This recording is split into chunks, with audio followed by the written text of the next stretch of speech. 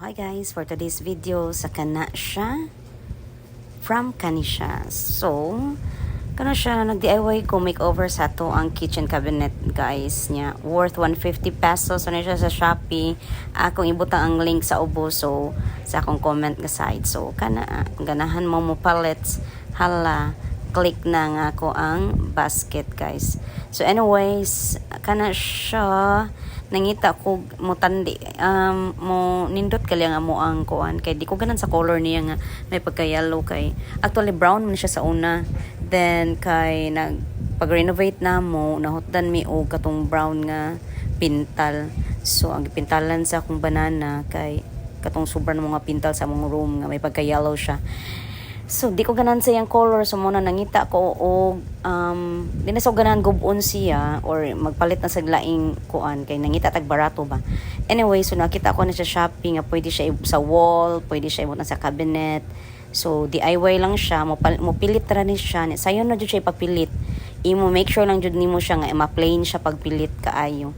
So kana siya ako na siyang giguntingan ang tungaan na nag-make og hole I think kay para mo gawas ang akong handle sa akong cabinet. Yeah, make sure lang jud siya nga kanang kuan kanang matarong nimo siya og gunting para dili siya mag kanang mo siya nagisi tan-awon ba.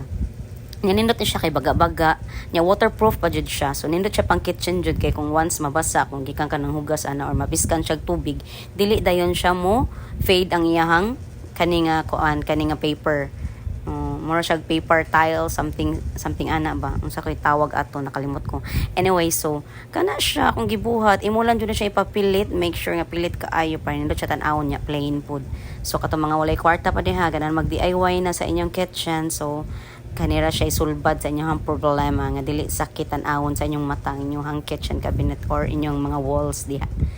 So, and bagay ra po ganahan ko ibagay-bagay siya sa color ba kanya ganahan po brown kasi ganahan akong gamit kay brown. So, kana siya. Then, yan na. If okay na siya, pwede naman siya guntingon niya. Actually, 150 pesos na siya. Then, I think, taas-taas na siya. Nakalimot ko sa meter per taas dyan siya. Kaya natabunan pang ako ang unom kainani nga portahan sa ako ang kitchen.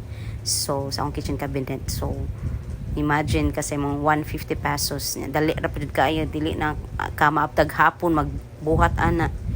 So, kana siya. Imo lang dyan siya i-make sure nga nindot siya pagkapilita. Then, tanaw na to biong. So, onom kabuok na siya nga door. Nandat na siya tanawon, di ba? Hapsay na kaayo. Ganahan ko kay color brown na siya, Jude. So, kana, buyers.